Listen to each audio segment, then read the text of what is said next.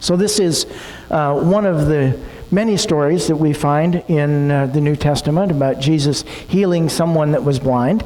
And there was a part of this scripture that really stood out for me, and it reminded me of something. And so I wanted to just give you just a glimpse of some background information first before we go back to the text. And the background information, and Michelle is going to appreciate this because she was just out on the golf course, but I consider myself to be not necessarily a cartoon golfer, but a casual golfer at best. And I might look a little goofy out on the golf course from time to time.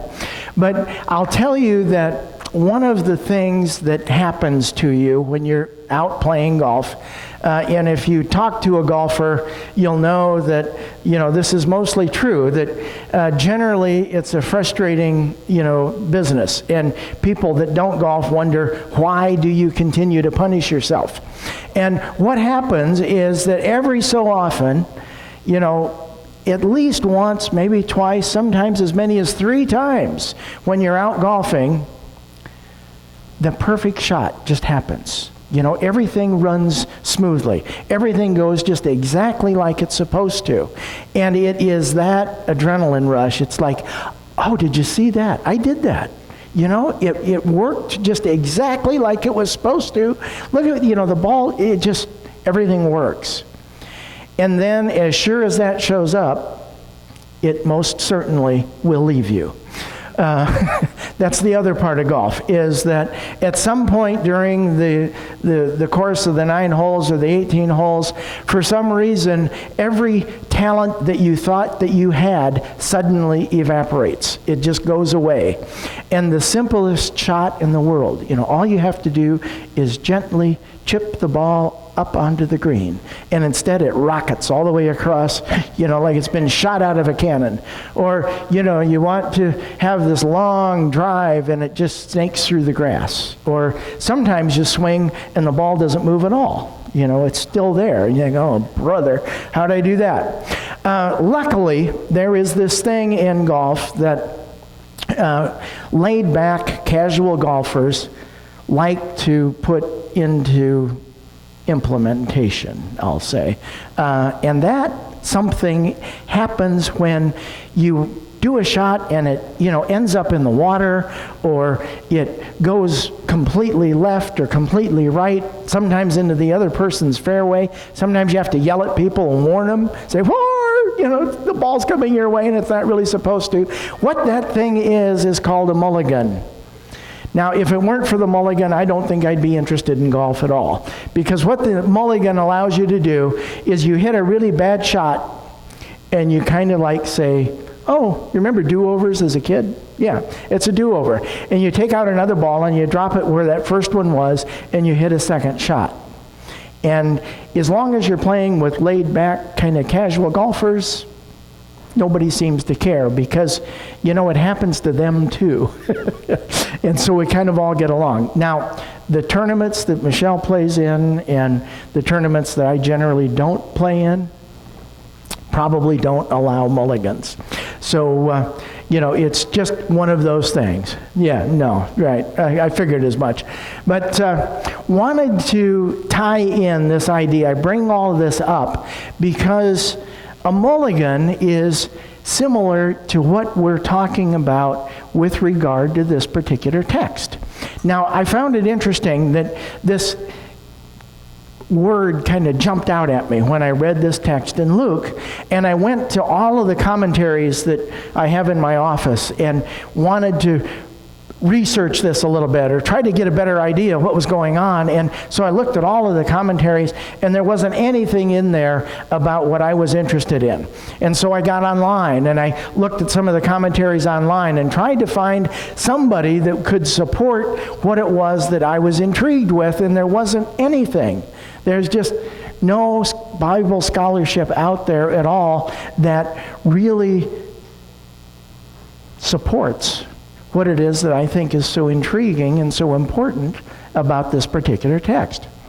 So we're going to go back and we're going to look at this.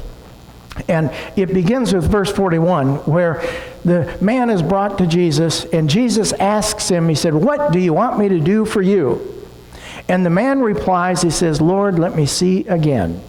And then Jesus responds, he said, "Well, receive your sight, for your faith has saved you." And immediately he was able to see again. So what I wanted to focus on is the word "again." You see, all the commentaries, they wanted to talk about the healing itself, or they wanted to talk about the fact that this man identified Jesus as the son of David, and they got into all this lineage stuff. And, it just didn't enhance the text at all for me. It was mostly fluff. But the word "again" really jumped out, because what that implies is that the man could see before. He had sight prior to meeting with Jesus, and then somehow he lost his sight. And when Jesus said, "What do you want me to do for you?"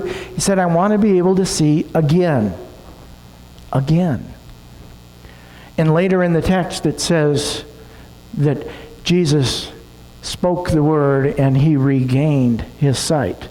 So there's clear evidence that the man could see prior. He somehow lost his sight, and then he was healed, and he was able to see again.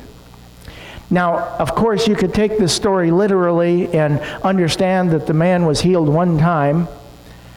But if you look at this text metaphorically,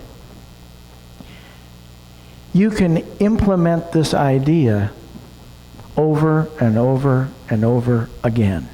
It's like the man was granted a mulligan. He gets to do it again. And what is so exciting about this is that we ourselves struggle with this kind of thing every single day of our lives, because we grow blind to the things that we should be doing. Or we grow blind to the path that we're supposed to be going on. We grow blind sometimes because the anxieties and the pressures and the chaos of everyday life overwhelm us. So how many times have you felt like you're just completely blind to see a way forward? You're out of options. You don't have anything else to do. You've grown blind. How many times have you lost your vision of what is healthy or productive? How many times have you thought that this community has maybe lost its vision? How many times have you thought that your state or your nation or your church family or whatever it is has lost the vision for what is healthy and productive? How many times have you become blind to what it is that you should be doing? I think sometimes of the New Year's resolution. It's August. When was the last time you thought of your New Year's resolution? Have you grown blind to some of those things that you think that you wanted to do and you know that you should be doing, but you haven't done that yet? We grow blind over and over and over and over again. And the miracle of this text is that Jesus granted the man a mulligan. In a more metaphorical sense, he had grown blind to all of these things. And Jesus asked him, "What can I do for you?" And he responded, "Let me see again. Put me back on track. Let me understand again what it is that I'm called to do, what it is that I'm called to be. Let me become the person that you think that I am." Now, like I said, the commentaries weren't much help with regard to this story. And so, abandoning the commentaries, I went back to the scripture. And I looked for a pattern of, support of this idea that, we get to do things more than once. We get a chance to be granted that mulligan. We get a chance to ask Jesus to let us see clearly again, to recover our sight, to recover from our blindness. And I did discover a pattern in Scripture that supports this concept. As a matter of fact, once I started looking, it was all over the place. So let me give you just a couple of examples. There's a story in the New Testament I think most of you are familiar with. It's the story of the prodigal son. There's two brothers. The younger brother asks for his inheritance early, and he gets that money, and he goes and he spends it all, and he's just having a great time, but pretty soon he runs out of money. And the economy is not so good where he is, and there's a famine, and all of a sudden he just can't make ends meet. And he decides to go home and ask forgiveness of his father. And his father sees him from a long distance away, and he runs down the road to meet him, and he gives the son his cloak. And he throws a party on behalf of the younger brother. Now there's an older brother who's been at home doing what he was supposed to be doing this entire time. And that doesn't set so well with the older brother, and the older brother complains to his dad. He said, you know what? I've been here this whole time. I've been doing everything that you asked me to do. I've been keeping my nose clean. I've been, doing the work. I've nose to the grindstone, man. And you've never even thought about throwing a party for me. What's going on? And the father replies to the older brother. He said, we have to celebrate, because this younger brother of yours was dead to me. He was gone. But now he is alive again. There's that word. Again. Again. He was dead to me, but he is now alive again. That pattern. You see, the younger brother was given a mulligan. Was given a do-over. Another chance. Take another shot at this. See how you do. Hit another ball.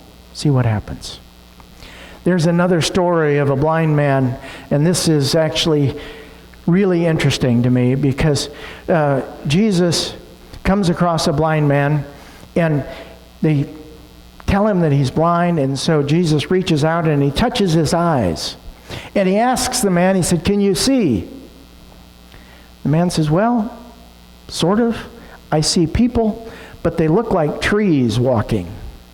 That's what the text said. They look like trees walking.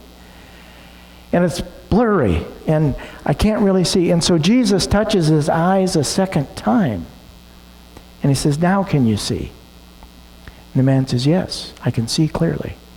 That story is found in Mark chapter 8, 22 through 26.